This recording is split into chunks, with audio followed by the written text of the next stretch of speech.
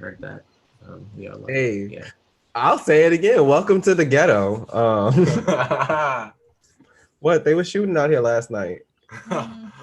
All right. Welcome. Kitty, come on. We got to get this intro in, y'all. It's okay. We can. This is what happens when at least half of us is turned.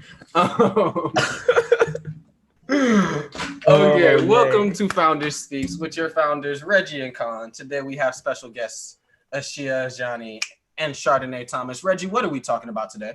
Ooh, I'm so excited.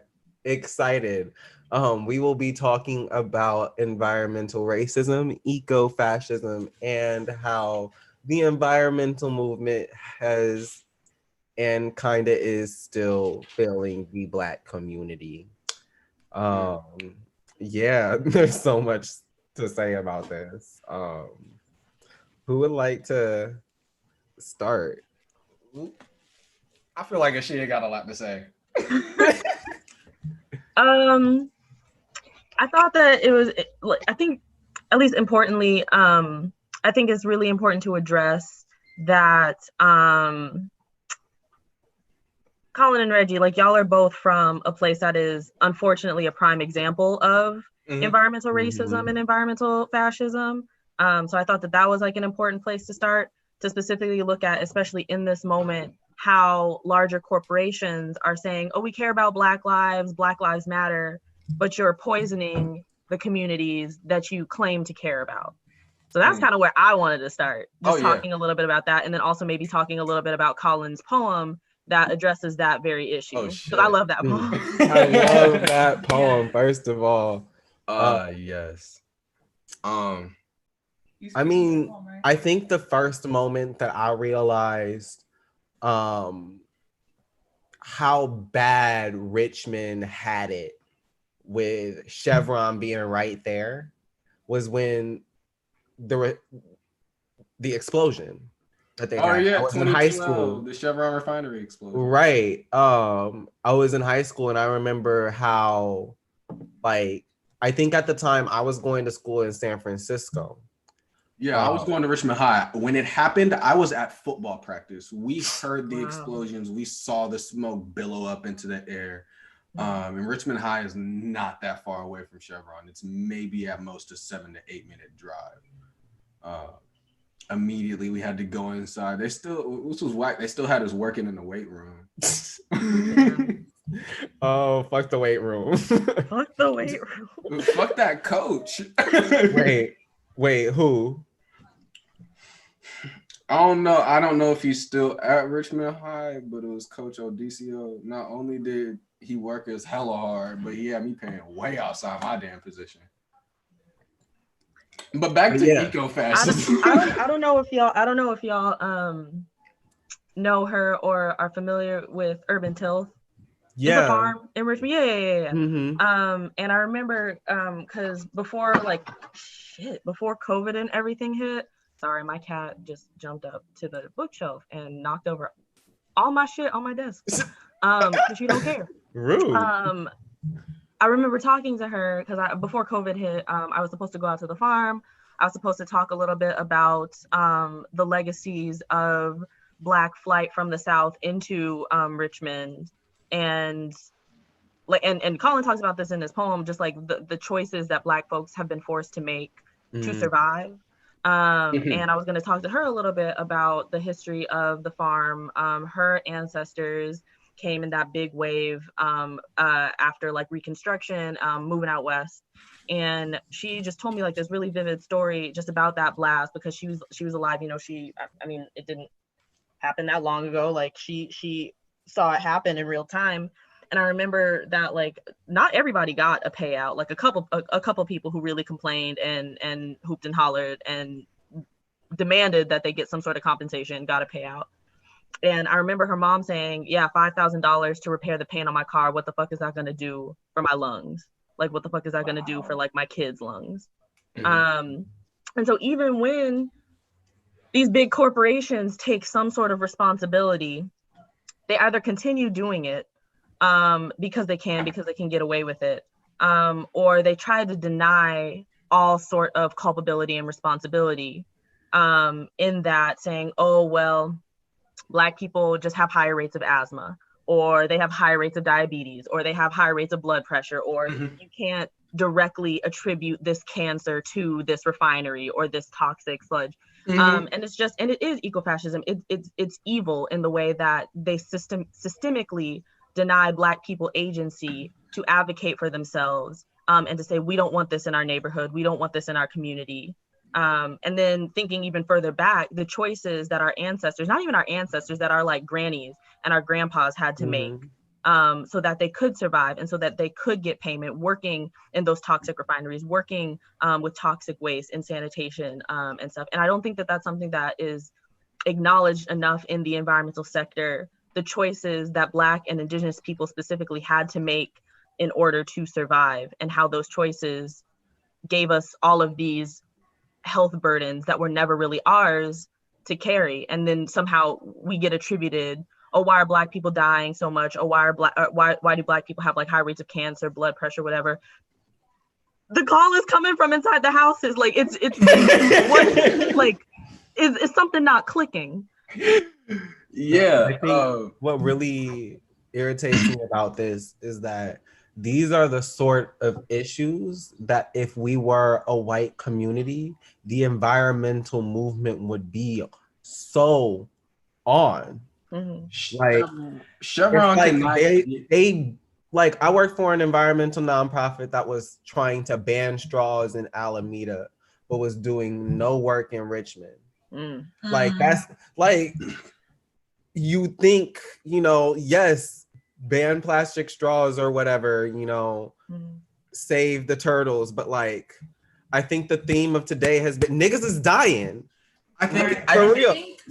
And it's a direct result of like thousands of people went to the hospital with respiratory symptoms because of the refinery blowing up. Like, and they call it a fire, but it was an explosion. Like, it shut down the entire city. A fire doesn't shut down the entire city. I came back from school and had to go home. Like, there was nothing for me to do. Like, it was, you're going home because the entire city was shut down.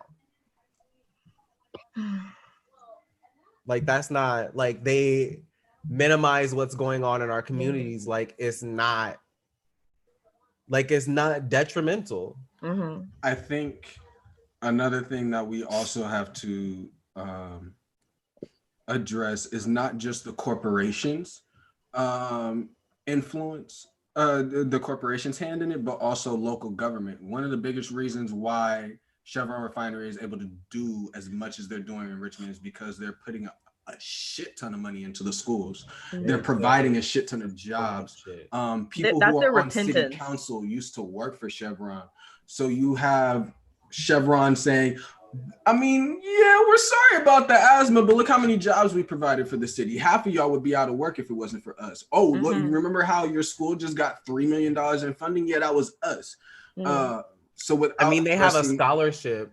Yeah, that will be like that sends kids to four-year colleges for free. Like, pays. I just do not understand how people do not recognize how ugly that is and how sneaky and how insidious that is. Just saying like, oh, well, you know, we do bad things, but look at all the good things that we do. That shit gets canceled out real fast when you realize the kind of physical and emotional and mental impact that you are having on people. A scholarship ain't gonna fix that. That kid's still gonna be dealing with breathing issues for the rest of their life. For real. Fat axe. It just doesn't add up. And I think especially the thing that sort of irritates me a lot in the environmental movement is how much praise is given to small victories. And just like, and Reggie talking about the plastic straw, the plastic straw thing, like, made me think of that. Okay, well, we're like banning plastic straws. In the context of the amount of oil and toxic waste and pollution and litter that we are dumping into the ocean, I can't celebrate that. And how that water comes back to community, Flint, Michigan, like thinking just about how like that water also comes back to communities and is not sanitary and is not healthy. I'm really tired of being told that I need to like accept the small victories when these sort of like larger decisions and larger issues are what's plaguing my community and what are plaguing Black people. And like the most ridiculous part of it is that all of this keeps happening because everyone in power keeps saying it's not possible. We don't have the money. It would be too much. And then they can cough up $3 trillion for a fucking virus. Like you pulled $3 trillion out the couch cushions. Where was that for Flint? Where was that for East Oakland? Like, what are we doing? What are we investing in? Like, yes, it's nice to have like money for emergencies, but is that not an emergency? Is Black people being poisoned not a national emergency?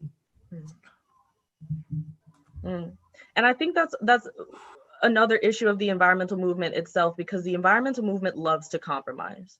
Like it loves to be willing to like sacrifice a few for what they envision is a greater goal or something, but we're the ones who are always on like the sacrificial plate. It's low-income people of color, predominantly Black and brown people, who are taking on these environmental burdens, right? And environmental movements are just saying, okay, well, we'll get to you, we'll fix it. And y'all been saying this for 60, 70, 80 how many years? And then on top of that, they have the nerve to then look at the amount of so-called pro-environment people, vegans, of course. Oh, I love all of these protests for Black people, but what about the animals? And it's like, even fuck them animals. Even in their so-called support of Black liberation, they are actively saying, okay, cool, let's ride this wave for other shit, which is where that lets devalue the goals of the Black community and put the greater good of saving the turtles or whatever it is this week. No shade to the turtles. No, all shade to the turtles, because let me tell you something. It's like honestly ridiculous how much okay, somebody said someone from Twitter said for every white. We are not talking about that today. I do not give a fuck. We are talking about how you are poisoning our water, our air, and our bodies. Fuck your crime, fuck your statistics, fuck your thinking. We are talking about the environment. And if you really want to get down to it, if you want there to be more white on Black crime, then hit me up for my address and we can make it happen. Wow. That part. Also, school shootings. Enough said. But like seriously, like when we talk about like the environmental movement, it's like there is a specific ask of Black people that we need to give a fuck about animals before the environmental movement gives a fuck about us. A few years ago, I was at Change's Environmental Equity Summit, and we were talking about how the environmental movement can be more equitable towards communities of color. Hence Environmental Equity Summit. We invited the CEO of Greenpeace to come out and speak, and she asked the question towards the end of the discussion. So like after we talk about all of these issues within the Black community, she asks, well, how do we get Black people to care about polar bears? Fucking polar bears. Like, first of all, y'all didn't give a fuck about in my backyard. And let's think about something about polar bears. Let's think about polar bears real quick. Let's stick with polar bears real quick. Where the fuck was all that energy for the grizzly bear before it became extinct in California? You only care about the white bear. Let's get into it real quick. I'm just saying.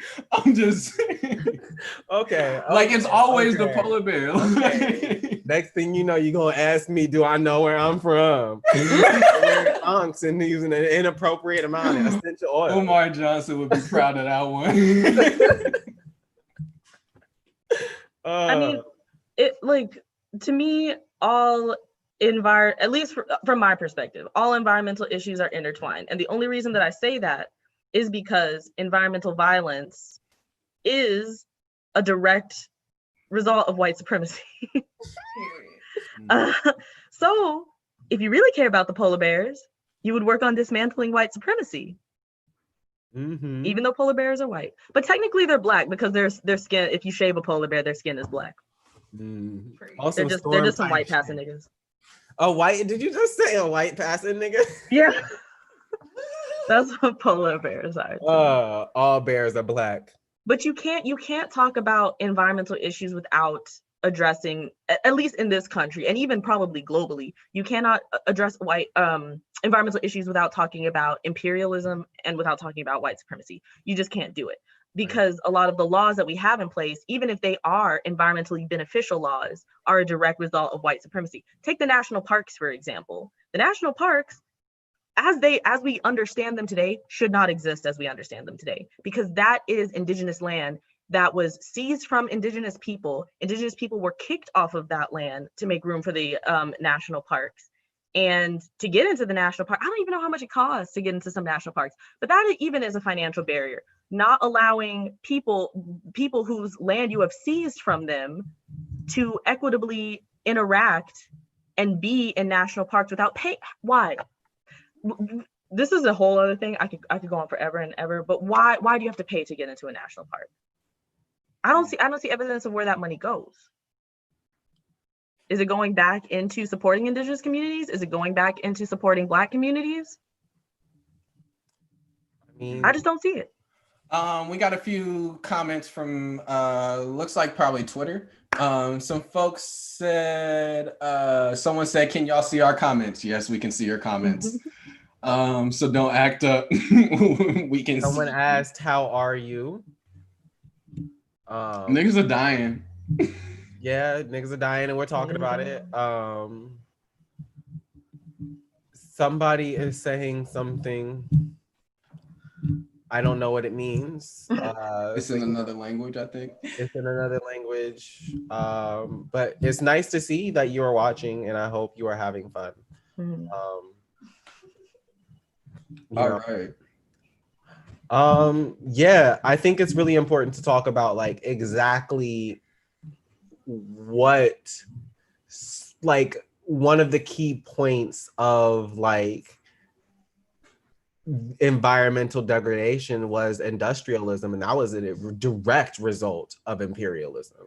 That was a direct result of needing to be able to go farther to produce more food for more people in more places, and be able to ship it around the world to different different continents, different countries, different colonies. So it's like it's really important. And like when you look at like even in the United States, like the United States didn't enter the Industrial Revolution until the end of slavery. So the United States didn't even get into the habit of being like extremely destructive and like oil and coal and like machinery based until y'all lost free labor. So like Black, but even during slavery, and I'm sorry to interrupt you, Reggie, but even during slavery, if you look at the tactics, like the farming tactics that white slave owners were using, cotton especially is an incredibly hard crop to cultivate on the scale that they were cultivating it. Right. And the destruction that white slave owners like did to Carolina, Georgia, Mississippi, Alabama lands, that soil is still regenerating itself. It's still healing itself, because they came to this land and said, oh, well, I'm going to shove like a bunch of pesticides in this, or I'm going to do this, and that, and not even think about what that does to the soil, let alone what it does to the people. Right. So it's just like, it's amazing. It's baffling to me how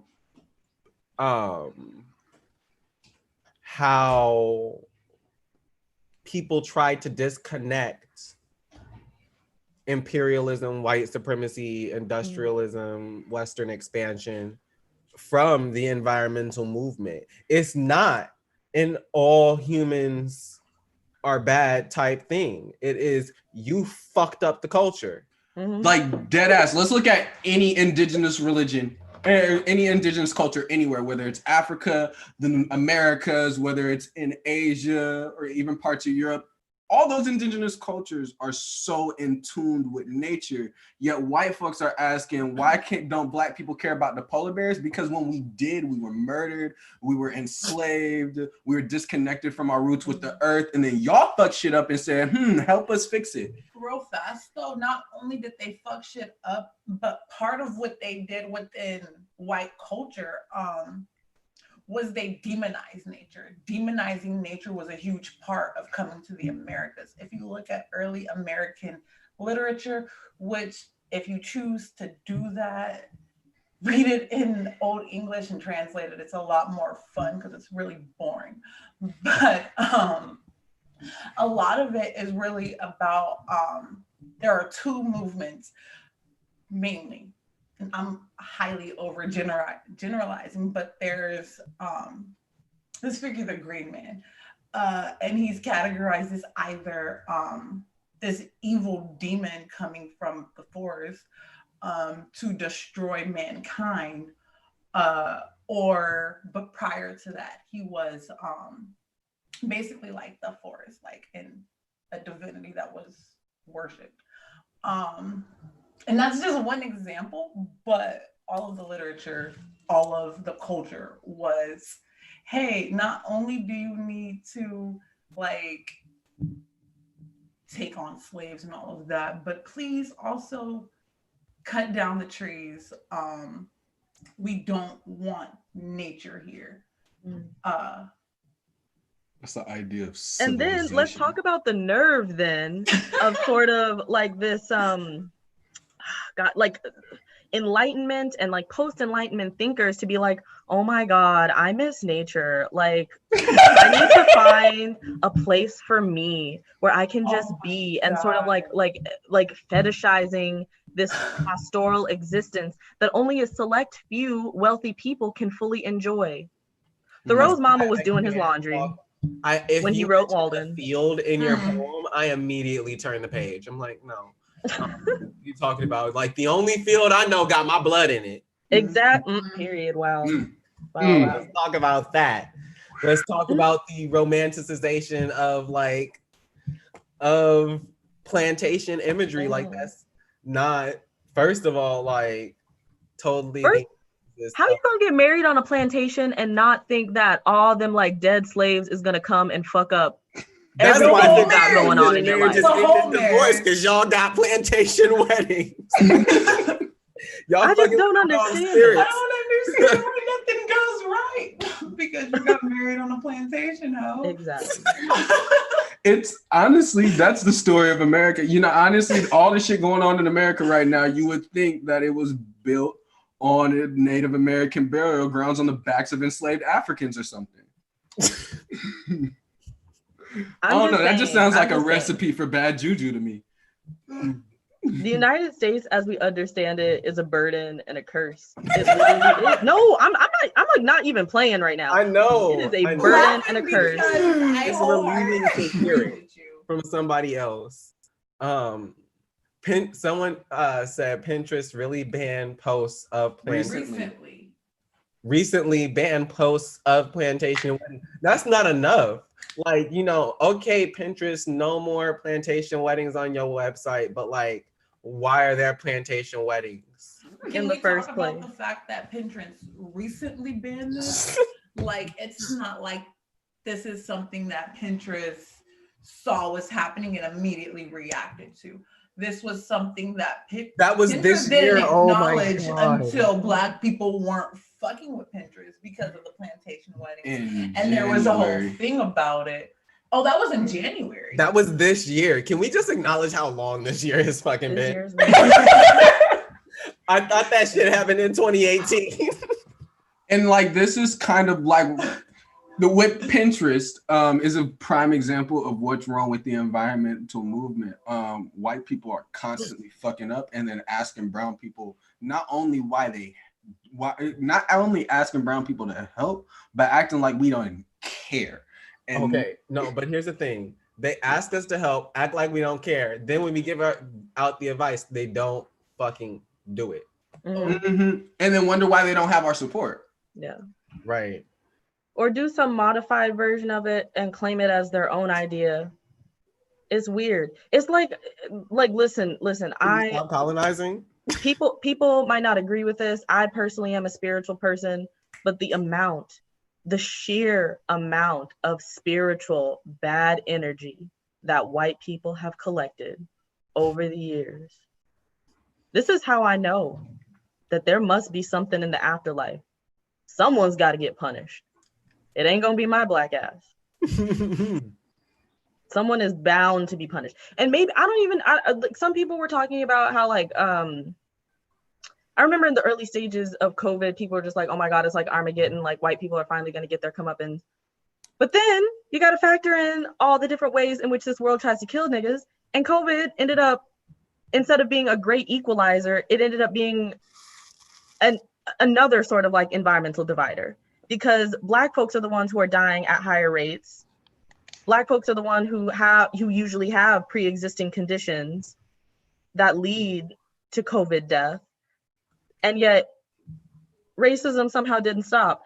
And I might be a little bit early on this, but I did want to talk about a little bit how now that like abolition, although people are calling it defunding, which is the first step of abolition, how abolition connects to the environmental movement and how climate change is a racism issue.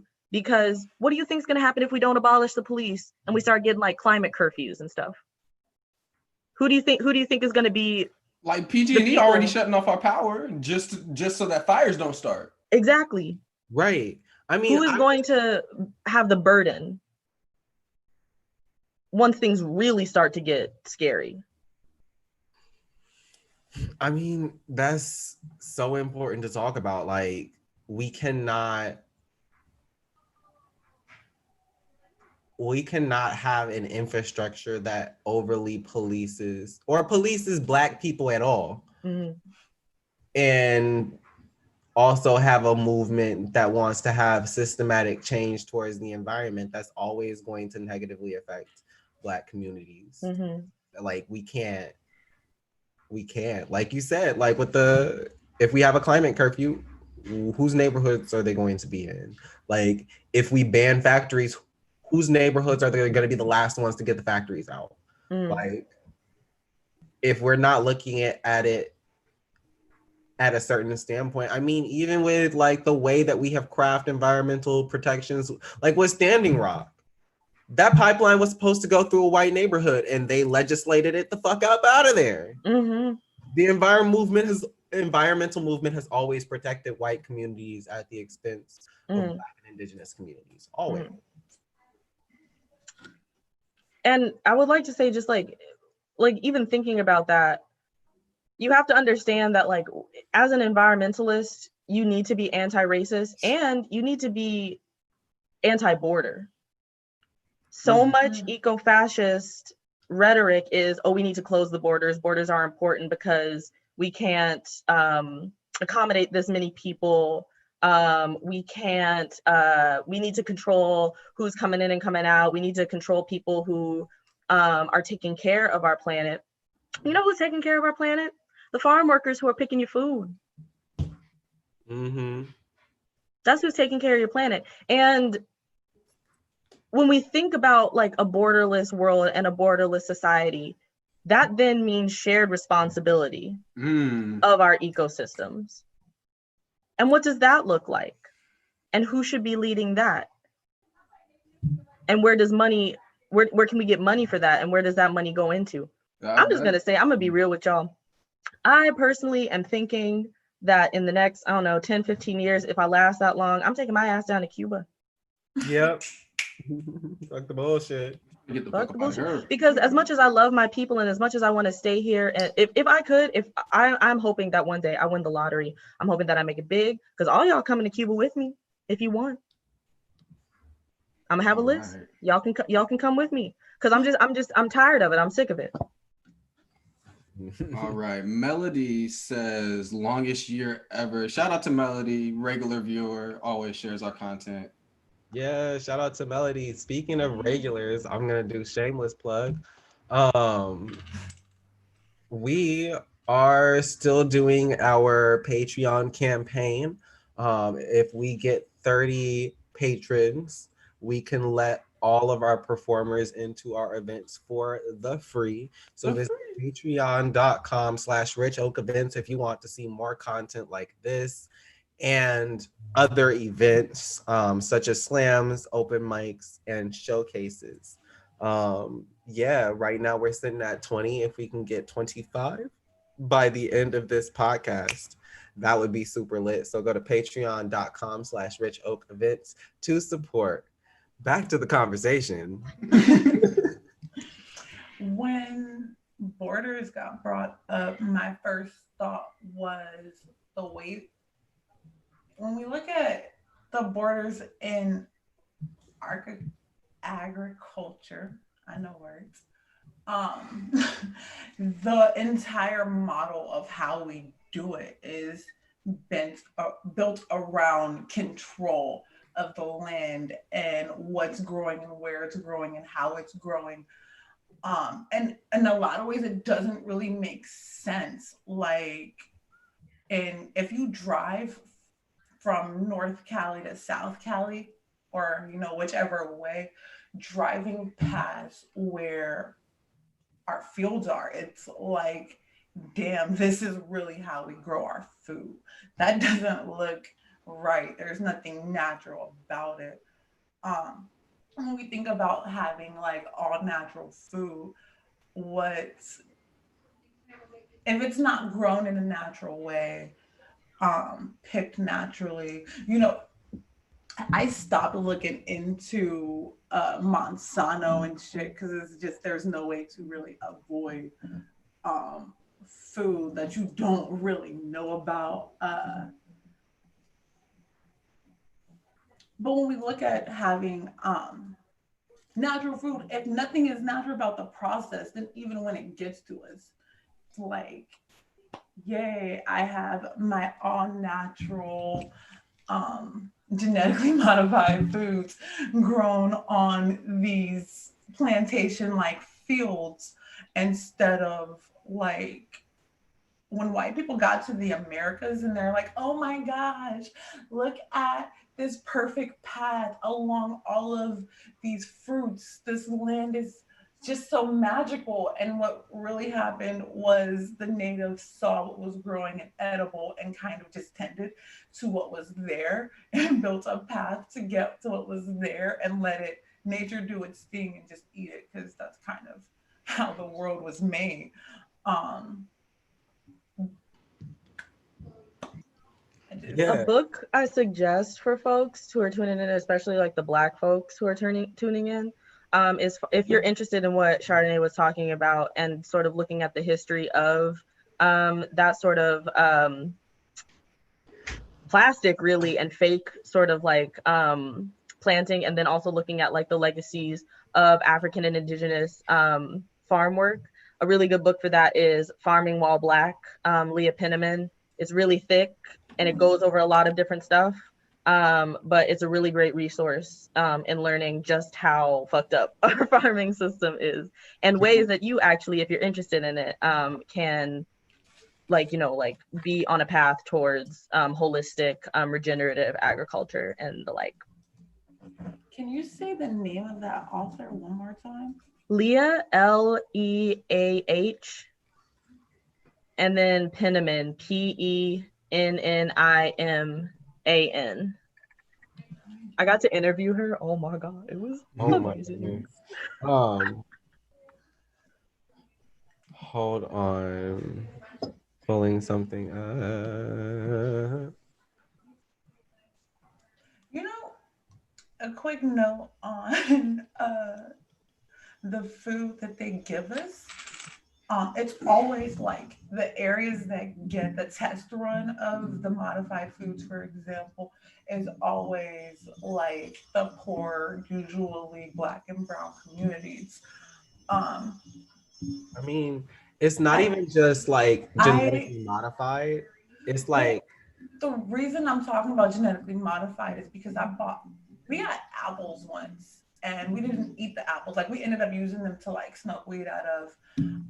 Because when you bit into them, they were pink, like all the way through, they were pink. Like the outside was dyed and the pink kind of bled into it. And so we smoked out of them and forgot them in the garage for months, like minimum 4 months. They didn't decay. They kind of, they shriveled up and were black and hard and nah, that's not how food works. Oh no! The fuck did they try to give you a pretty? Well, what the fuck is that? A pretty patty? Pretty patty. But I just want to read some of the comments.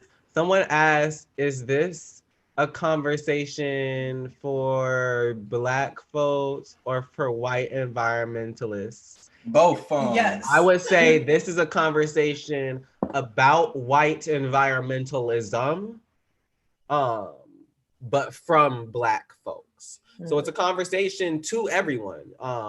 We are talking to everyone. Our audience is everyone, but we are talking specifically as Black people and our critiques on the white environmentalist movement. If that makes things clear. But back onto like the quality of food, like just even thinking about like outside of GMOs, but like what kind of foods do you find in the hood? Like I live in South Richmond. My nearest grocery store is a mile away. I do not have a car. So I either have to walk or take public transportation, which usually sketchy as hell right now. Usually walking because public transportation is not the business right now. There is a bodega. It has a limited selection of fresh produce. Everything there is very processed. Not even that. It's also just like even the things that like you see on government assistance. Like how many people have heard of government cheese? Why it's called government cheese? Because it ain't shit. It ain't cheese. It's not cheese. When you look at the package, it does not say cheese. It's cheese flavored product. Yeah, cheese flavored product, dairy product. Cheese flavored dairy product or something like Kraft Singles, but like if Kraft Singles was on food stamps, it'd be government cheese. Are we going till 3 or are we going till a little after 3? Was that working? I just want to make sure we get to this last question because this is a big one. Oh yeah, let's get to this last question. Okay, so someone asked, what are the 5 what are the, probably many more or many less, I don't know. What are 5 steps to attain environmental freedom and end fascism in the form of pollution? Anybody else? Anybody want to start? I can start with one step. One step, and this goes for like local governments, is for local governments and local schools to divest from taking support from pollutants. Like there's no reason why Richmond High should be taking so much money from Chevron where almost all their students got asthma. I mean, fucking like Richmond High's mascot is the fucking Oiler. That's how much the Richmond High is built on Chevron refinery. It is absolutely right. Its legacy is Chevron refinery. I would say the second step is put Black communities first in your activism. So if you are doing it in a white community before you are doing it in a Black community, you are doing it wrong. Because a white community does not have a problem, as big of a problem with pollution and recycling as a Black community. I can walk through Alameda and the streets are clean. I can't walk through South Richmond and say the same. I can't say that there are as much avenues for community gardens here as there are in whiter neighborhoods, like even Oakland. Richmond got more brown folks than Oakland. Mm-hmm. A higher percentage of brown people than Gentrification, Oakland. like a And you can motherfucker. see, and you can tell because West Oakland, gentrified as hell, got hella community gardens. The community gardens I know in Richmond are either in Point Richmond or the East Richmond Heights. White ass neighborhoods. I think kind of like going off of Collin's point that schools on literally every level, elementary through like post-secondary education, need to divest, is that in addition to like our communities divesting from those resources or divesting from those corporations owe us. Exactly. They owe us so much money.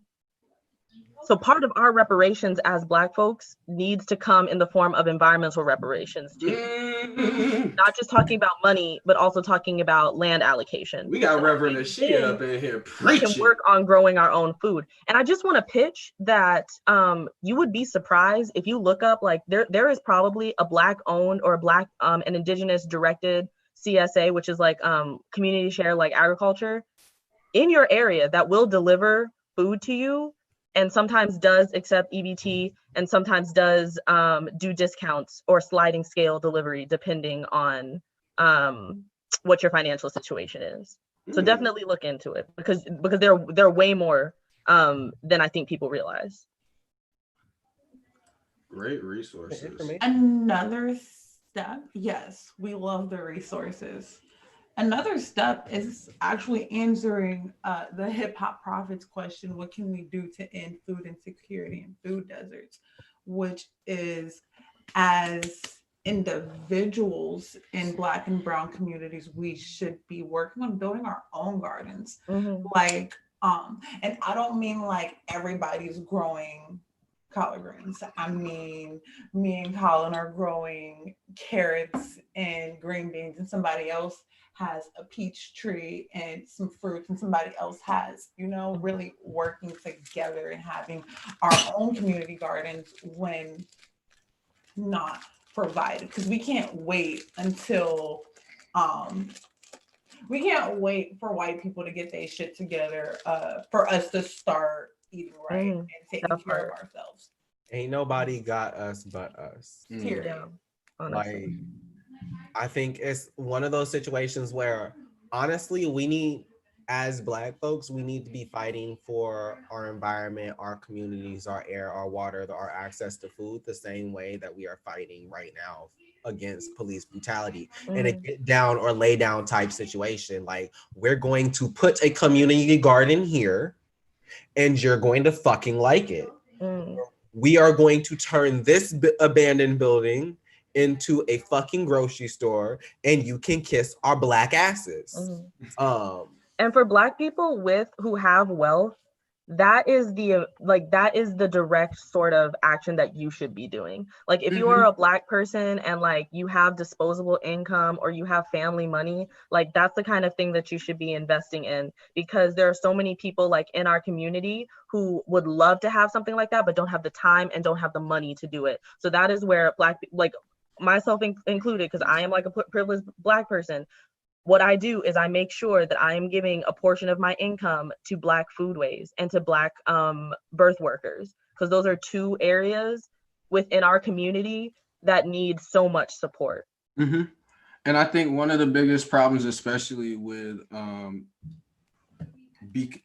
especially when you become a more affluent and privileged Black person, there's always a mentality in the hood to make it out the hood, but there's never a mentality to save the hood. And that's what we need to get back to.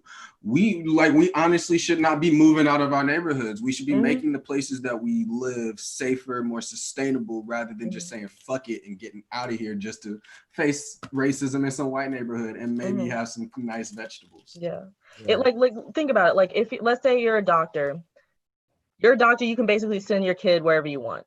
You should be sending your kid to schools from your neighborhood, because then you can show, I'm in this motherfucker and I'm gonna change some things. I'm gonna get all of my people together and we're going to make sure that we have teachers who respect our students. We're gonna make sure we're gonna get cops out of our schools. Like, this is the work that y'all need to be doing, instead of saying, okay, I made my money and then leave. Speaking of cops out of schools, shout out to the West Contra Costa Unified School District. They just voted unanimously to kick out school resource officers. Hey. Yes. Gang, fucking gang. We also shout out to $12. Melody. We got who a just 12 became a $12 patron. Join lit the Cool Kids Club. Y'all can join too. If you check out Rich Oak Events, we are now 9 patrons away from being able to let everybody into our events for free. So let's make this fucking happen. That's a gang, double gang, gang, gang. Could we also shout out blackearthfarms.com? Hey, yes. Black Earth Farms is a nonprofit doing a lot of food justice work. If you want places and resources to be able to help out with these issues, definitely hit them the fuck up. Right. Yep. There are people out there doing the work. I think that I want to say, like, I don't want to end on like a pessimistic note, like boohoo, like, you know, like Black people are just like, because we're not helpless. We really aren't. And there are a lot of people doing like really amazing work already. So I encourage y'all to look up the really cool conservationists, environmentalists who are putting their resources and and supporting their community in your area, like no matter where you are, because it's happening. And oftentimes it goes unseen and unnoticed and unrecognized. And I'm pretty sure that they could use funding, support, love. So as we talk about like issues like this, I think it's also important to recognize that like people have so much agency to do their own research and to look up ways in which you can support the Black food pathways and the Black environmental groups that are operating and doing amazing work in your neighborhood, community, whatever. And if you think there are other nonprofits that aren't doing enough or could be doing more, tag them in this motherfucking video so that they can get these resources and the information that you, as our viewers, have been so graciously provided.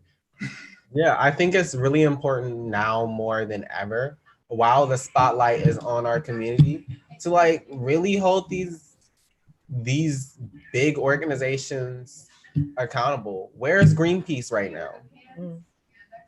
Where are organizations like Clean Water Action? What are they doing in these communities? Because like, honestly speaking, like, you know, they can say Black Lives Matter all that they want. But Absolutely. at the end of the day, like, are you making Black Lives Matter? Like, are you acting like Black Lives Matter? Because like, we haven't seen. Let me give like some of these environmental organizations a pro tip right now. All that money that you are taking to send people out, registering them to vote, take that money and put it into Black communities who are actually going to be affected. Because no matter who we have in office, they don't give a fuck about us. They really don't. And like, I think that's something that y'all are having a real hard time coming to grips with.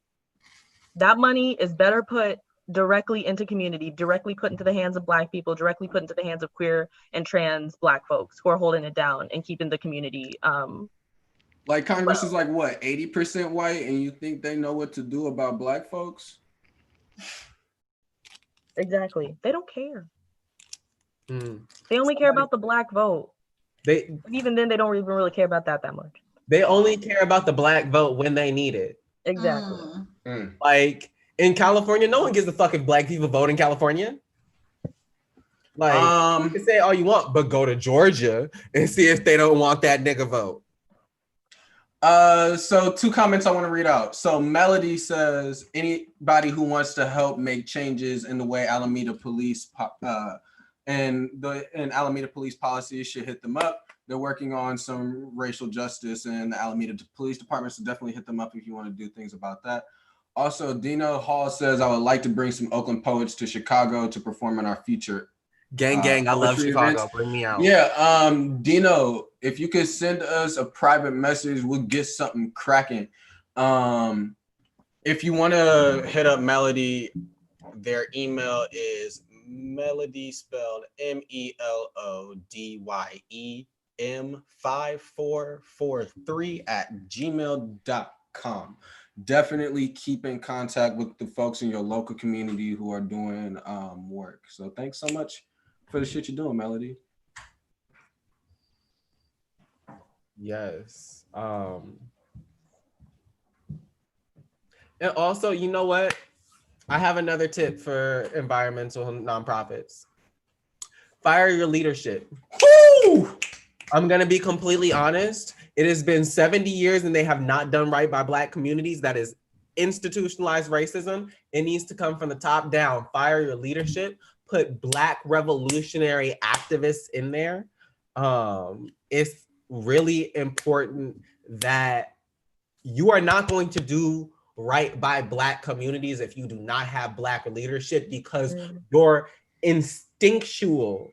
You're like, if you believe that trauma can be like passed through DNA, I believe violence can. I think y'all are predisposed to violence towards Black communities. After centuries of brutalization of Black people, I think it's ingrained in your DNA. You also have to think about how, like, the issue is there is no compromise to be had. White people in power love to, there just is no more compromise to be had anymore. Right. We've been waiting on the compromise to benefit us. Like, you did not uphold your end of the agreement.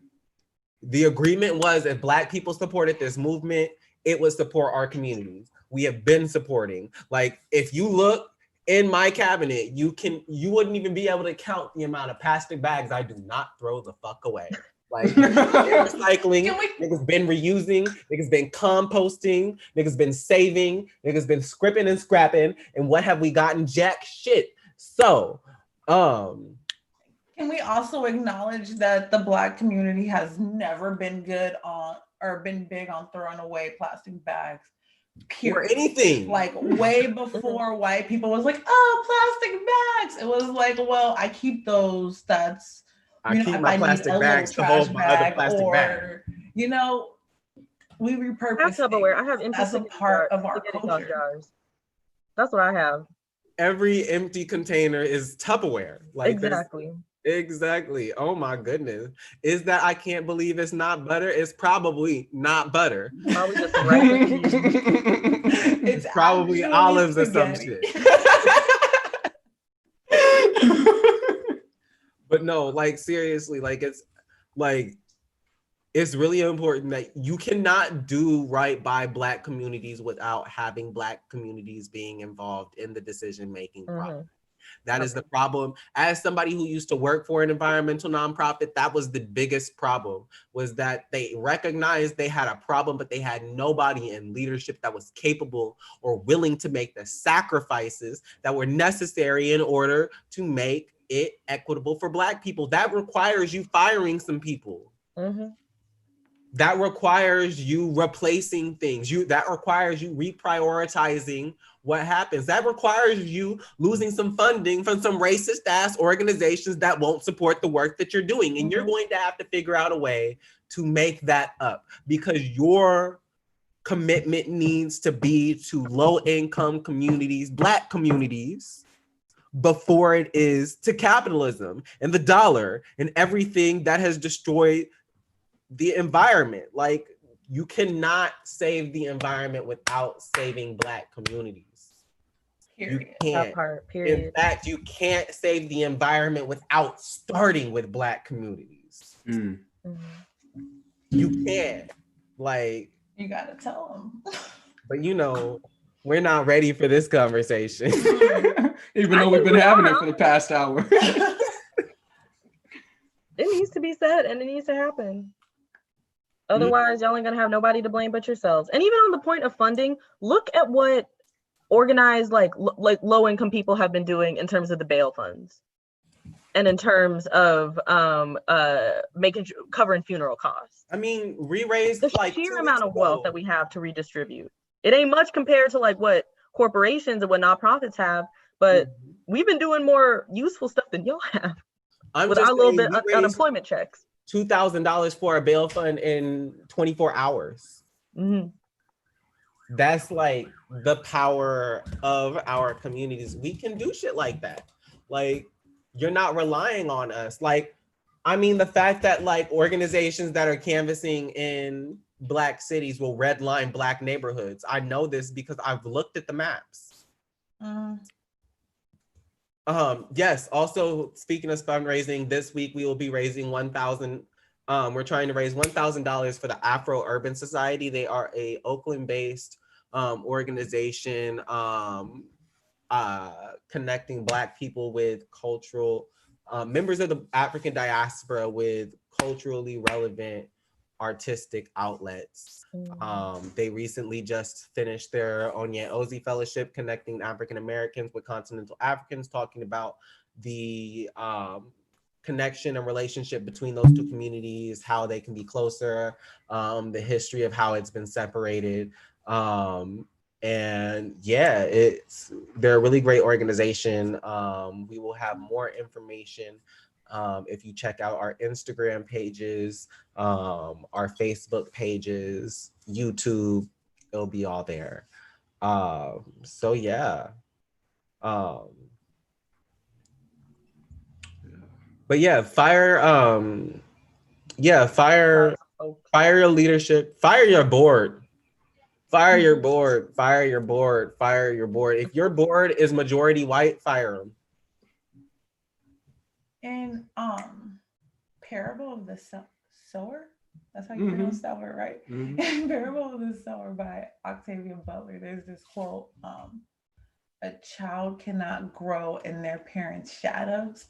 And when you look at nonprofits and what they did versus what we're trying to do, you have to look at that like that's the last generation that does not apply here, and it really never applied.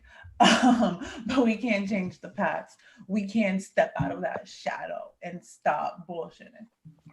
Okay, so just a heads up, we're about to hit 60 minutes, so if we want to keep going, we got to restart the IG stream. Do we want to keep this conversation going?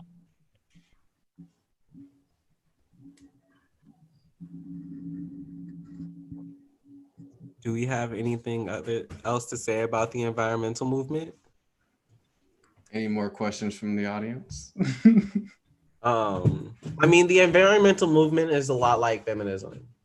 It was If it's started not by intersection. Indigenous people, and then white people co-opted it in order to get rights.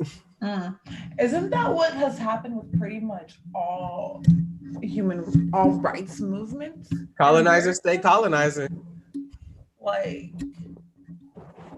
all the way. Again, like I said, it's ingrained in the DNA. Yeah. Damn. It has to be. Because it's something that, like, it can't, culture don't kill like this. Just the culture. This is something more powerful than a culture. We got 60 seconds before IG dies. We could let IG die.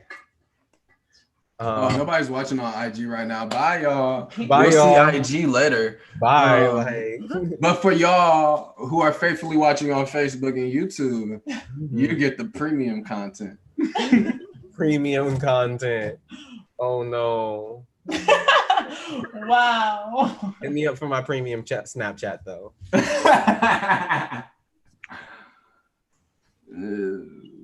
Y'all finna get an OnlyFans of me just eating food on camera. Hella money. Bet. I was gonna make an OnlyFans where I taught critical race theory while naked. Wait, hold on. Against my better judgment, I decided against it. I want an OnlyFans where I just drink hella beer and I would call it my OnlyCans. First of all, that is the most heterosexual OnlyFans I have ever heard of. It's like, you ain't even naked. Like, what's the point? What is the point of an OnlyFans where you are doing something like just drinking a beer? Like, what? What's the point of a Facebook Live where niggas just smoking a blunt and rapping shitty rap lyrics? I asked niggas the same question. Niggas watch it. The difference is you pay for OnlyFans, but people pay for some wild ass shit. I do not believe there's something you want to sell that there's not a market for. Because if you thought to sell it, somebody thought to buy it. I feel like that's Rule 34. About it. Um, I would also like to plug, you should read some Black nature poetry because it's good for you. Ooh, Yeah. where can we hear some Black nature poetry? I don't know any Black nature poets. I have a poem out. That's just me, but like there's like, if you go to my Twitter, which is at my name, Ashia, Ashia in Bloom, I've shared an article that I wrote that talks about the importance of Black nature poetry and lists some really awesome Black nature poets for Nice. y'all to purchase their material. And if you're going to purchase their material, make sure that you are not purchasing it through Amazon and that you are buying from Black-owned bookstores. Period. How can people support you financially? This is actually awesome. So when I talk about the importance of Black foodways and I talk about the importance of Black birth workers, I'm in the process of becoming a Black birth worker. That means that I have to pay for my doula training. So if you want to send some funds over to my Cash App, which is my name, Ashia in Bloom, that's a great way to support me. And then also to follow me on IG, same line, Ashia in Bloom. Where I talk about environmental racism, Black environmentalisms, and imaginaries. And I'm working on getting my website up. I'm so lazy, y'all. I hate like when you're an independent artist, you're like your own manager, you're your own promoter, you're your own It's everything, bullshit. and it's driving me insane. I'm tired and I'm sleepy. I have a website up, and I recommend Squarespace because it's the most user-friendly platform that I found. And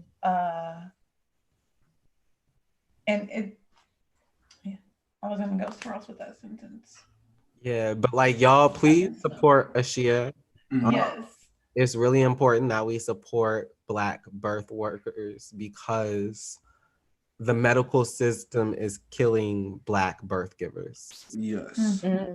Killing Black birth givers. It is killing Black children. It is important that we have our people in the room to teach us and to advocate for us and our people at every step of pregnancy, the birth giving process. It's really important that we have that's really important that we have advocates and people who know what the fuck that they are doing and how to interact with Black people.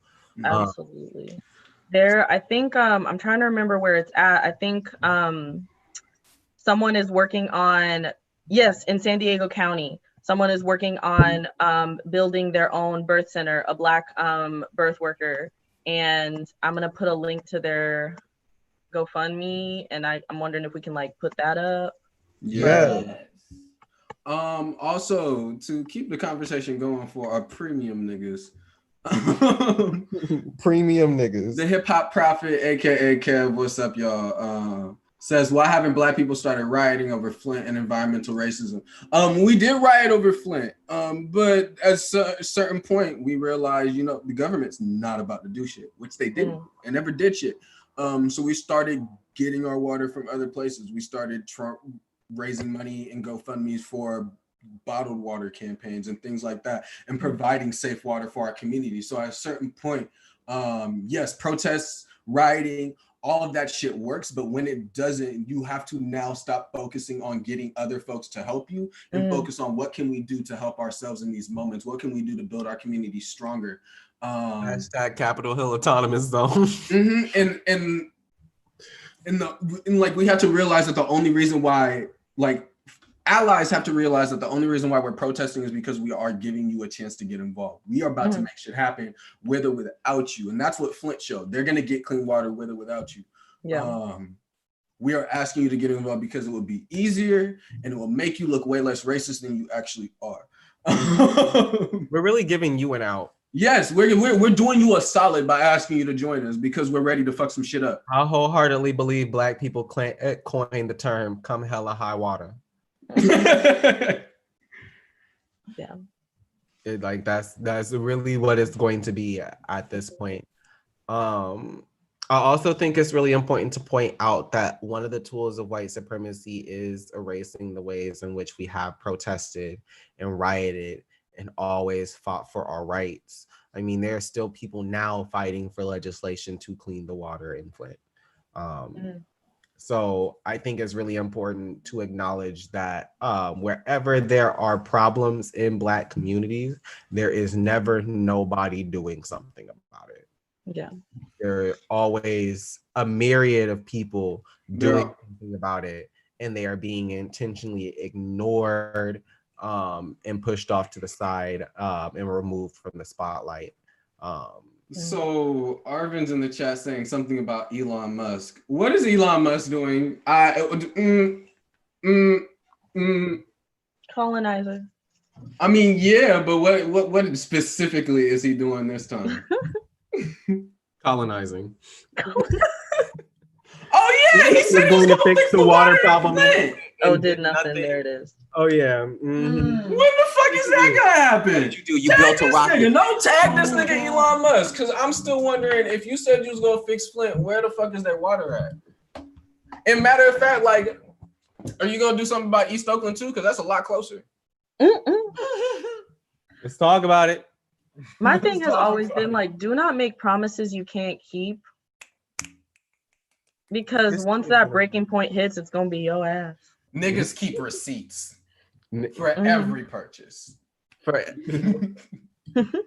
That's not even a metaphor. So when we go to make this return, guess whose name gonna be at the top of that receipt? Because we remember shit. Absolutely. What animal has to do with memory? Most commonly associated with memory. Elephants? Yes, elephants. Where do you find elephants? Africa. Niggas remember everything. You've been watching too many. The mental gymnastics required. Olympic level. Since you mentioned elephant, I do think it's important also to think about, and I think that this was mentioned earlier, just to think about like the global impacts of white supremacist environmentalism, right. And how in certain ways, and the examples aren't coming to me right now, but just like to think also about the certain ways in which Black people can ally with other Black folks in the various diasporas in Africa and other oppressed folks elsewhere, in the ways that we can advocate for each other, in the way that we can boycott certain things. And I know that boycotts aren't like 100% effective, but like honestly, the only language that white supremacy understands is, well, there are two. There's violence, there's direct violence, and then they understand money. Mm-hmm. So if you take money out of their pockets, at least they start listening. Right.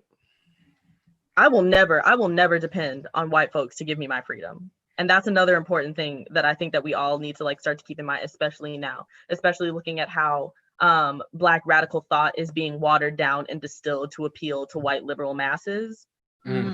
White people will never give us our liberation. Never. Especially not a white liberal. Because white liberals are actually very moderate. They're actually not radical at all. But that's another conversation. Truly. Let's see. What do you think about the white people getting mad at countries using controlled trophy hunting to fund conservation efforts? It's very difficult because you have a whole bunch of white people coming down like, let's shoot everything, and Black folks are just like, well, hey, we can't stop them from shooting everything, so let's stop them from shooting most things, charge them for it, and use that money to actually fix our communities. And y'all got a problem with that? What you have to understand, like what folks need to understand, especially like when they talk about like game hunting, especially in Africa, is that is a direct response to how white supremacy has absolutely decimated. Every single one of these like compromises is a direct response to how white supremacy has decimated those communities. And so they are doing the best that they can do given the resources that they currently have. The lack of resources that they currently have. So while it pains me to see a lot of this game hunting happening, I recognize where that comes from. And it's not my place to be like, oh, like you shouldn't be like shooting giraffes, you should be shooting like lions and whatever. You shouldn't be doing this. Because what alternatives are you providing? Oh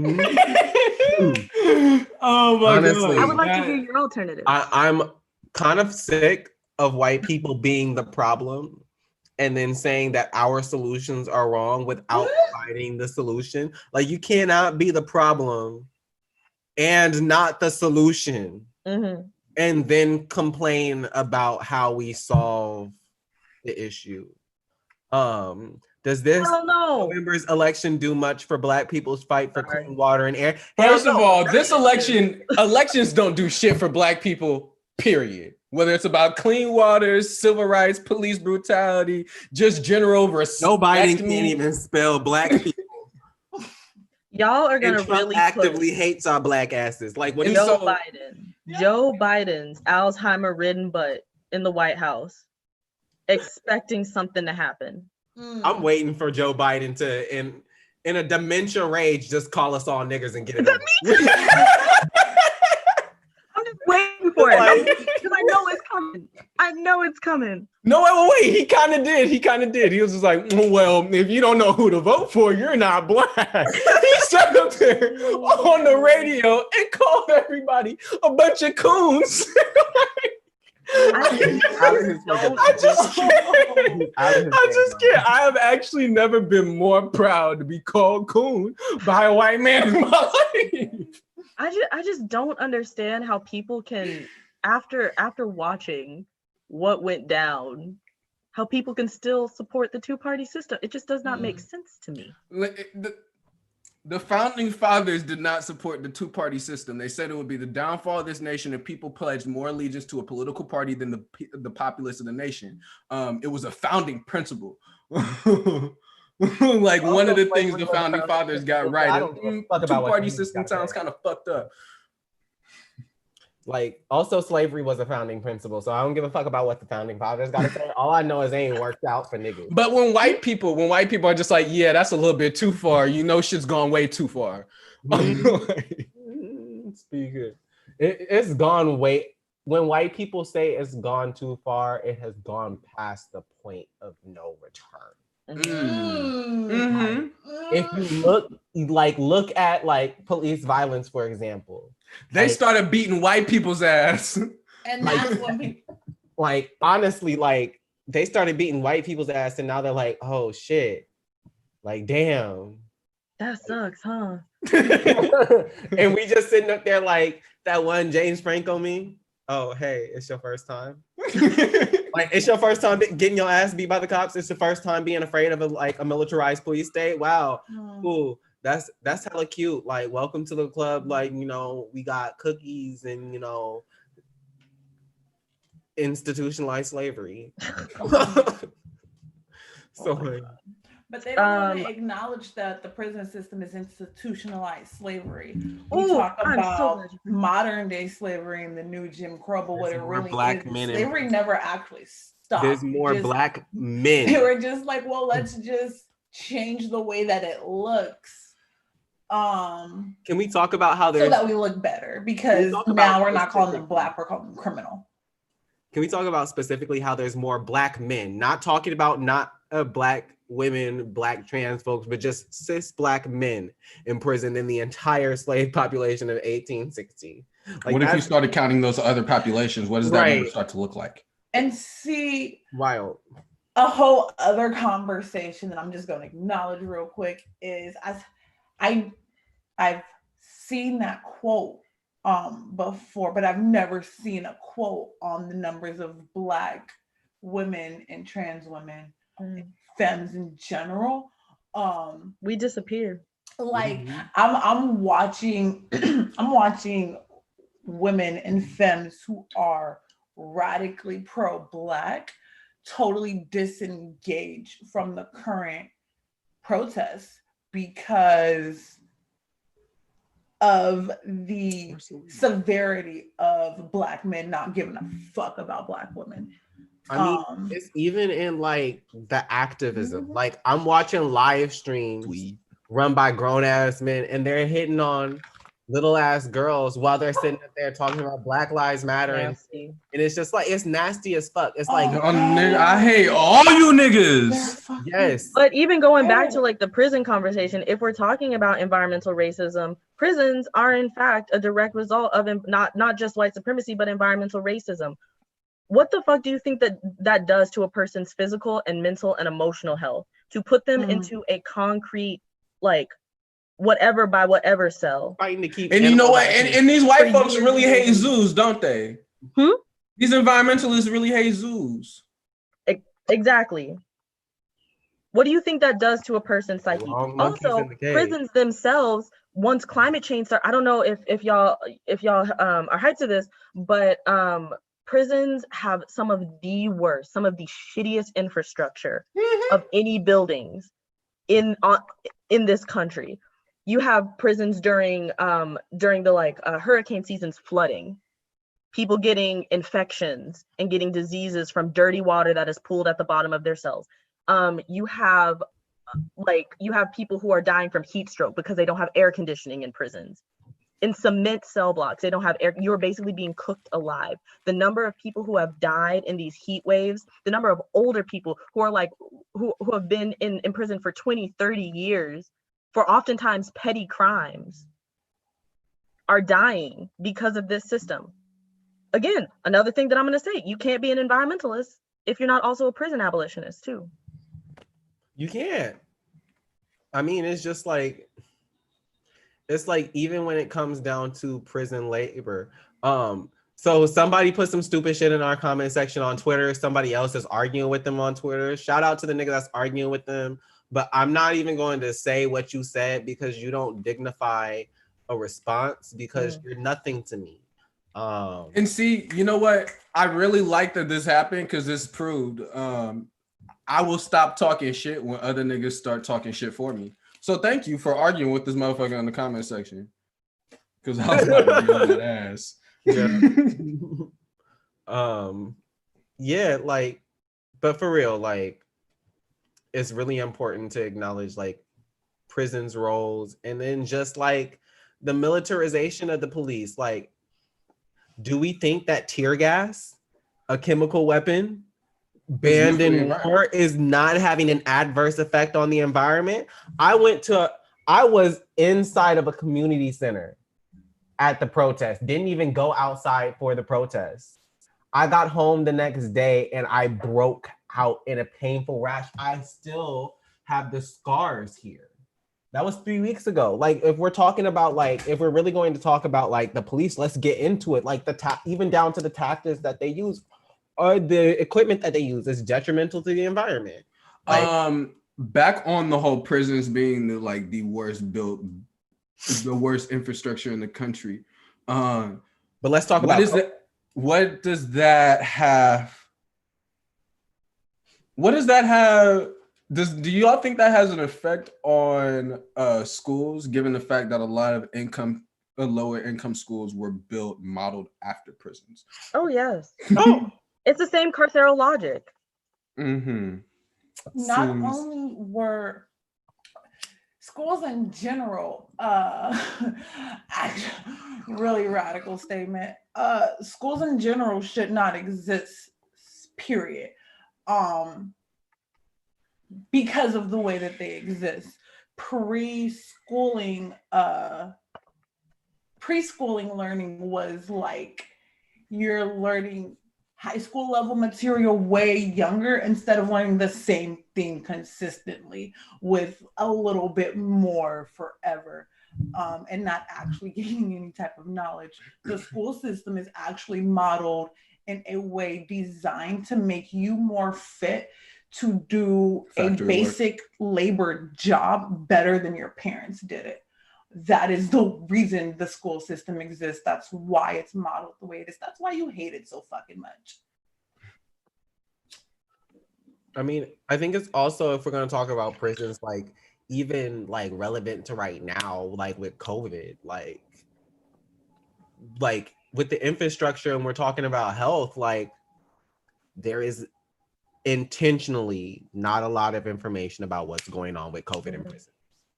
Intentionally, because they know the infrastructure is fucked up. They know that if they let us know exactly how many prisoners had COVID, we would abolish prisons. Because and also think about this though, I mean, just for the general audience out there, COVID had to come into the prison somehow. Who is bringing it in? It's not the people who are in prison. It's the officers who are bringing. It's the workers who are bringing COVID into prisons and fucking people up. Because how the fuck else would it have gotten in there? I'm sorry, we funny and entertaining. You sound goofy. Y'all are nuts. It must suck to be dry. You sound ashy. You do You know sound. what cocoa butter is? I got some shea butter. You know, I got big toe. legs. You probably don't wash your legs, and that's what's killing the environment. I refuse to listen The to funk somebody who don't emanating wash off their of your legs. lower half.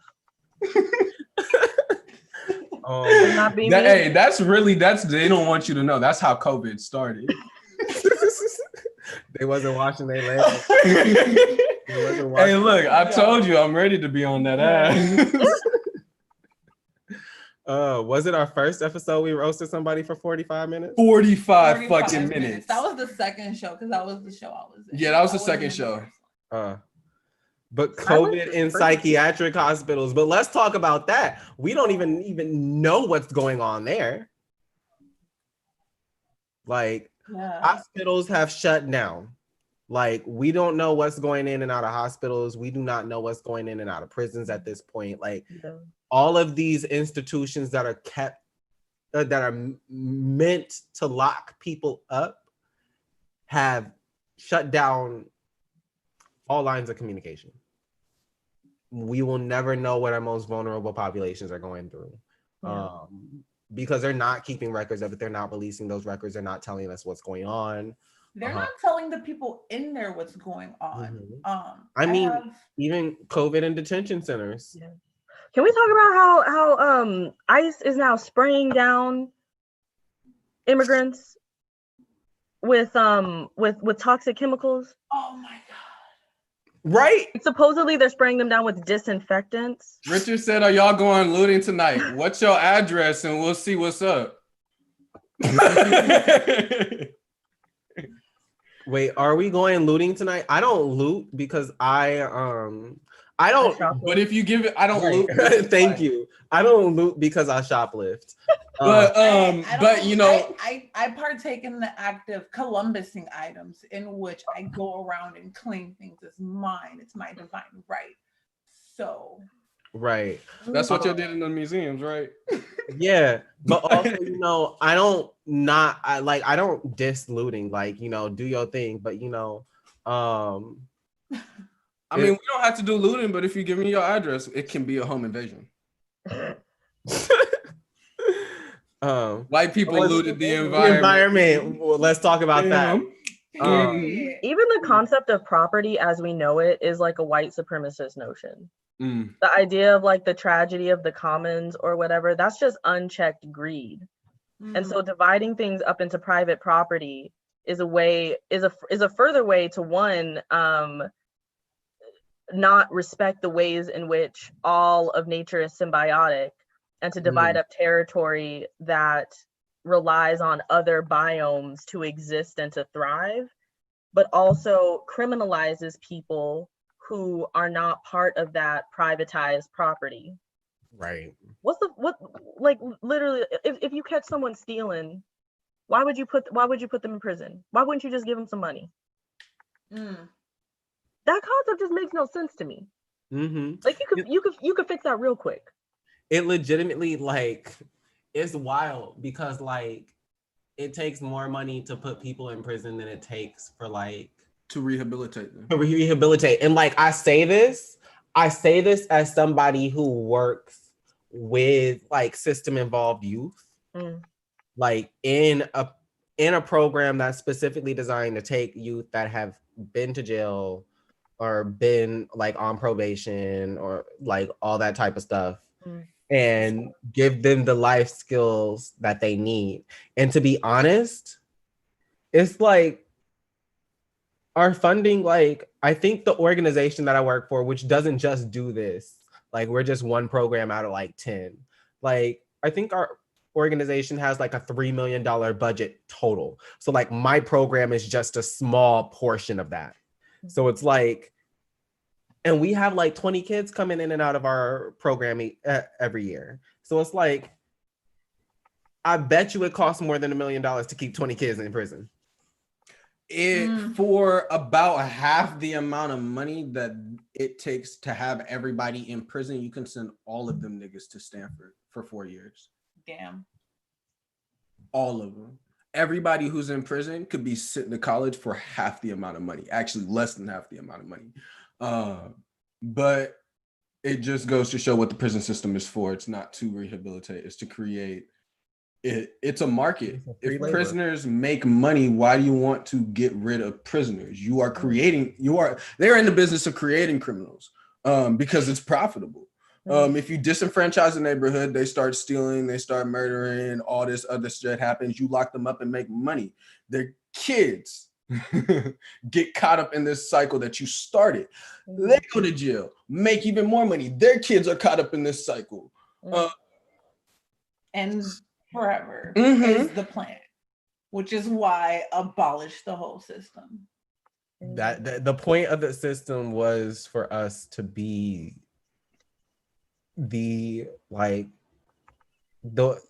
workers, like the slaves of the system. That is our role in American society, whether we want to whether we want to acknowledge it or not. That is what this system is designed for our role to be. That is how we fit in the system as the slaves. The only way to destroy, to overcome that slave role is to destroy the system, because the entire system predicates on us being a slave. And being a slave to the system, whether it's in prison or out in the field or sharecroppers, we have always been doing work for free. And it is because that is what the system runs on. Everything, if you look in your house right now, there is something that you own that is made with prison labor, multiple things.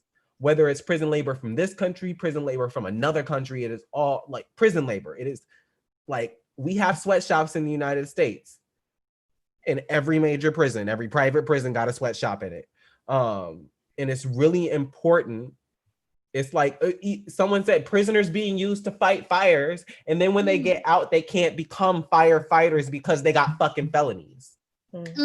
So they can only do the work when they're not getting paid for it. Right. So if we're gonna talk about the environmental movement, where's the environmentalists there? The people that are fighting the wildfires that are a direct result of climate change are not even allowed to live to live a comfortable life, because that they're only allowed to do it in prison. And then when they get out, they can't do it as a job. They can't get paid for it because, you can't have a felony. So if you can't have a felony and be a firefighter, why do we have felons on the front lines? That's a shield. Another note on prison labor real fast. As far as you can send every prisoner to college for half as much money or less, then we would have nobody to make the schools. Almost every desk, chair, the dormitories at San Jose State were built with prison labor. The whole infrastructure. Same at Langston University out in Oklahoma. There was a prison that was 3 miles away. All of our shit was built by those prisoners. And that's a historically Black college.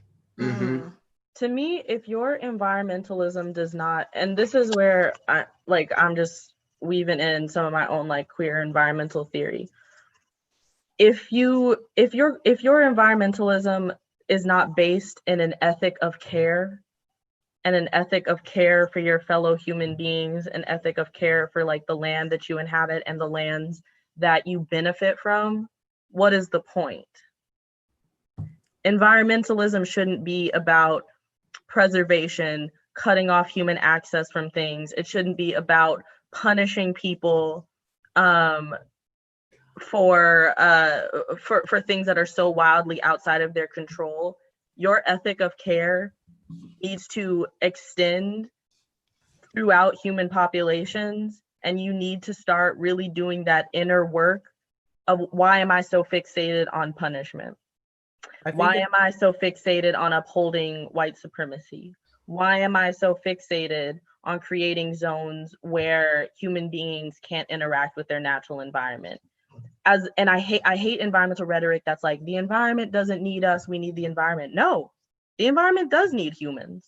If you look at centuries of indigenous land management practices throughout the Americas, throughout Africa, throughout Asia, even within Europe, the environment does need humans. Mm-hmm. Not to sound all kumbaya woo woo, but we do need each other. I think it's really important to acknowledge that, like you were saying, a lot of the environmental movement has to do with let's leave this alone, while also stripping away the access that indigenous people have, and the healthy relationship that they have with the environment. Like part of, like somebody in the comment section was talking about how white people prevented indigenous communities from maintaining the controlled burning in Yosemite because they thought they knew better. There are a lot of conifer trees that need fire in order for their cones to open up and drop seeds. Not to say we should burn the whole forest down, but there are indigenous cultures that recognize that, and we're like, we're going to do controlled burning, or when burning happens, we are going to let it spread to a certain point. So it's really important to acknowledge that part of dismantling the white supremacy in the environmental movement is recognizing that we do already have a blueprint for a healthy interaction with our environment and nature. We have it. It has been thousands of years in the making. Y'all just choose to ignore it. And then instead of putting those things into practice, you're like, we're going to cut off humans' relationship with nature entirely. And then you get these concrete jungles, you know, these cities where like you have to travel to see a fucking tree. It's ridiculous. And you'll wonder why people are angry and upset and irritable, because we're so cut off from nature, and also white supremacy. But you know, which is why we're cut off from nature. Literally, the white supremacy. You know, it's like there's a lack of understanding of the fact that humans in nature not only can, but should and naturally do have a healthy relationship. I feel like, at least what I know of white culture, especially modernly, does not comprehend overall humanity having a positive relationship with nature, all the way down to the vegan, to the animals, but then plant life does not matter. We can take the, what is it, quinoa? Is that how you say it, right? Quinoa. Quinoa. I should just You're gonna get it right on this podcast at least once. Quinoa, whatever. But the communities in Peru and Bolivia who lived off of that don't have access to it because they can't afford it, because that's what the white vegans, and you know, when I say white vegans, I mean white vegans who abide by the white veganism. Non-white people partake in white supremacy all the time, and they're not excluded from the genocide that's being caused. A little bit of white supremacy. All it takes is just a little bit of white supersemacy, and that coon chip will activate, if you ask Dr. Umar Johnson, whom I do not take seriously. Please. Personally, I don't like interacting with trolls or whatever, and I'm pretty sure that this person is a troll because their tagline is "Kill all humans." They brought up the First Step Act, which is a reform bill that Trump actually proposed. That would shorten sentences. The point is not to shorten sentences. It is to get people out. Like, what is shorten sentences for people? Hey, free Bobby. That's all I'm saying. Free Bobby. We're talking about defund the police, like niggas don't need to abolish the police. We're talking about defund and, you know, commute sentences, like these sentences should have happened in the first place. Everybody was talking about, oh, we need to commute like Centoya Brown's sentences. No, you need to pardon her. Period. You need to pardon people. Like, we're done with this like Ashia said, we're done with the compromise shit. We have been compromising for 400 years, 401 years now. The compromise is 1619, we have been compromising. You can compromise this foot up your ass now. We're going to get what we need. And we're going to get what we need. And you can either be about that shit and help us get what we need, or you can be in our way and get your shit rocked.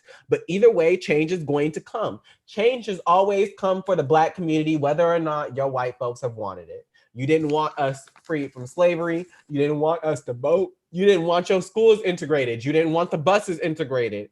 Guess what we did? All of that shit. And we're going to continue doing all of that shit, whether you like it or not.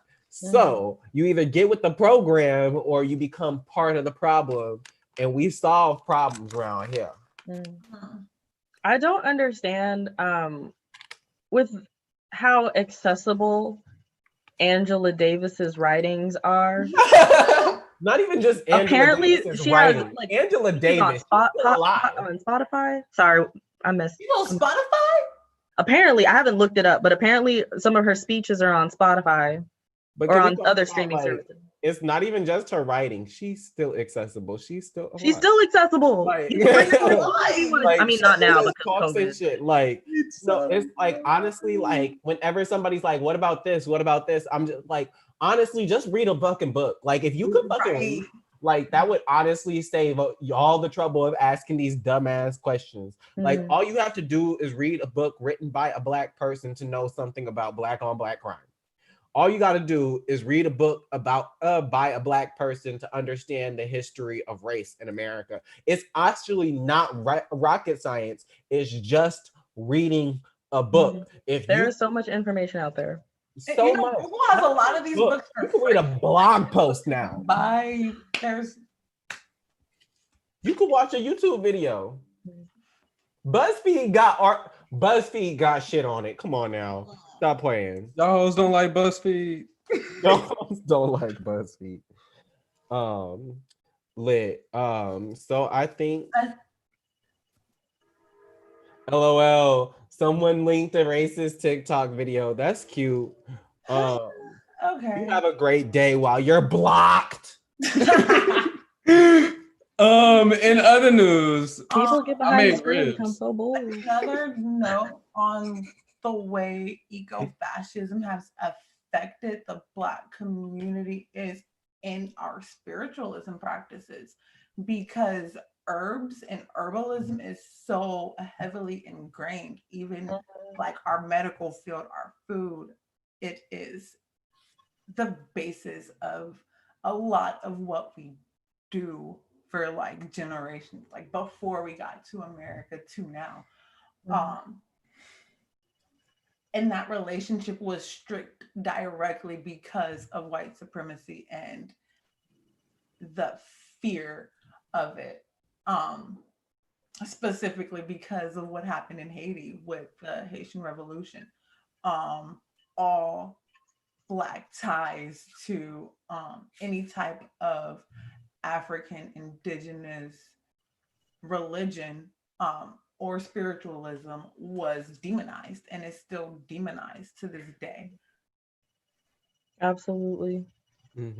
Lots of African spirit, not even lots of, I mean, I don't want to homogenize, but these spiritual traditions that we are in the process of reclaiming, and I myself, am one of those people in the process of reclaiming, those are environmental religions. Those are religions that give reverence to the earth and to ancestor and to love and to what we've lost and to what we can retake from the earth. I remember I was in a hood herbalism seminar, just like talking about how to like do like herbal first aid kits and stuff. And the leader was just talking about how when you take herbs from the earth, whether or not you're foraging or wherever you get them from, those are ancestors coming back to give you nourishment. And just that ideology of being able to say thank you to the earth, to be able to say thank you to these herbs, to the soil, to the water, to everything that went in to making this plant. That's powerful. That's how you get that sense of reciprocity. That's how the ancestors stay alive. in our traditions. That's how we connect with the earth. That's how we connect with our ancestors. Mm-hmm. Yeah. Is there any last thoughts that anyone has about the environmental movement Have before? a shameless plug. Mm-hmm. Veganism is not as environmentally friendly as you think it is. Veganism is not environmentally friendly in the sentence. Especially commercialized veganism. Grow your vegetables or kiss my ass. I'm gonna eat meat. Period. Oh yes, I have a website, healingcoolwaters.com, where I am providing healing services using herbs and other indigenous spiritualism and religious techniques, because going back to our roots and foundations is utterly important. And in my business, I most prioritize the Black community, particularly Black femmes, and operate on a sliding scale for everyone except for white people. Y'all charge, y'all pay the maximum amount that I can charge for it, because I don't fuck with y'all ancestors like that. But yeah, check out my website, healingcoolwaters.com. Cinnamon Toast Crunch. I want to first thank you so much, Ashia, for joining us today and having this conversation. Second, I also want to one last time shout out our Patreon, patreon.com/richoak-events. We are currently having a campaign where we are trying to get 30 patrons so we can open up our shows to all performers for free. So that includes the Berkeley Slam, the Oakland Slam, and the Alchemy Open Mic. All performers would get into those shows for free when we can have in-person shows. That being said, any last thoughts? Going once, going twice. So thank you so much to everyone who was watching. Thank you. Special shout out to Melody for becoming a patron today. It's super lit that you were able to join the Rich Oak family. What is our next? Does anyone remember what our next talk is going to be? I think since we talked a lot about it, I think our next talk is gonna be ancestral healing through spirituality. No, that's not our next talk. Our next talk is safe spaces and queer communities. We're going to be me, young Chardonay, and Tino, another one of our organizers. And then the week after that, we are going to have a conversation about colorism. You can also read that as like, why light-skinned niggas get on my goddamn nerves. Don't worry, we will have a certified light-skinned nigga to talk about it. To defend your community or whatever. But we're gonna have we're gonna be having some really important conversations over the next few weeks. So join us next week, same place, same time. Check out our Patreon, patreon.com/BridgeOakEvents. Thank you so much. This has been Founder Speaks for another conversation. And we will see y'all next week.